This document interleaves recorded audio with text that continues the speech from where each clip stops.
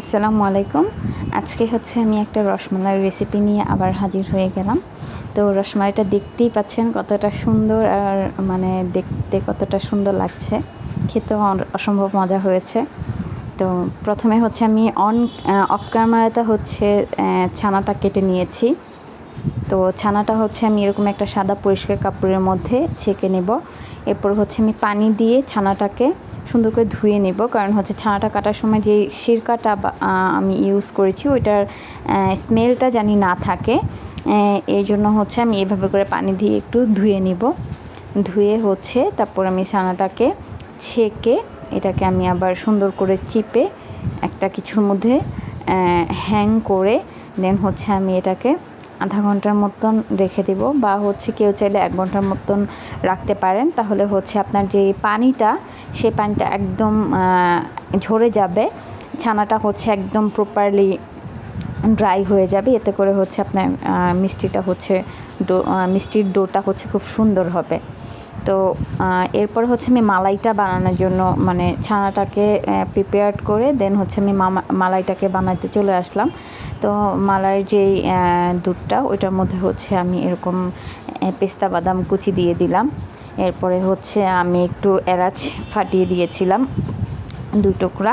এরপরে আমি মালাইয়ের যেই মিষ্টিটা, আমি কোনো এক্সট্রা চিনি অ্যাড করিনি, এটার মধ্যে আমি কনডেন্স মিল্ক অ্যাড করেছি। কেউ চাইলে চিনিও অ্যাড করতে পারেন। আমার কাছে মনে হয়েছে যে একটু কনডেন্স মিল্কটা যদি আমি অ্যাড করি, সেক্ষেত্রে আমার মালাইটা একটু ঘন হবে, প্লাস একটু টেস্টি বেশি হবে। তাই আমি আমার মালাইটার মধ্যে এরকম কনডেন্স মিল্ক অ্যাড করে একটু নেড়ে চেড়ে নিলাম। এরপরে আমার ছানাটা যখন হয়ে গেছে, ড্রাই হয়ে গেছে, তো তখন আমি এটাকে একটু মথে নিয়ে, ওইটাও আমি স্কিপ করে ফেলেছি, সরি ফর দ্যাট।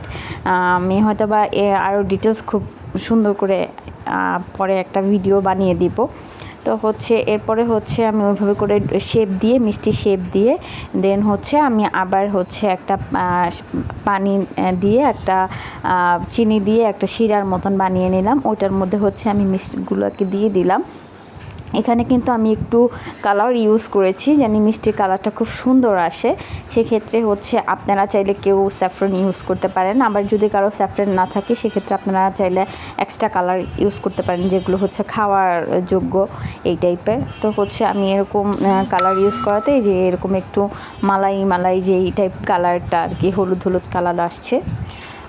তো এটাকে আমি একটু আবার ওই পানিটাকে একটু ছেঁকে দেন আমি এটাকে যেই মালাইটা আমি বানিয়েছিলাম ওই মালাইটার মধ্যে আমি দিয়ে দেব।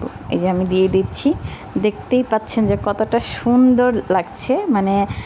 এটা দেখতেও যেরকম সুন্দর, খেতেও অসম্ভব মজা হয়েছে। আর এটা কিন্তু এভাবে করে দিয়ে তারপর ঢেকে আপনারা যদি এটা একদম সারা রাত রেখে দিতে পারেন, বা কয়েক ঘন্টা রেখে দেন যদি এটাকে পরিবেশন করেন, সেটা কিন্তু খেতে অসম্ভব রকমের মজা হবে। দোকানের থেকে কোনো দিক দিয়ে কম হবে না।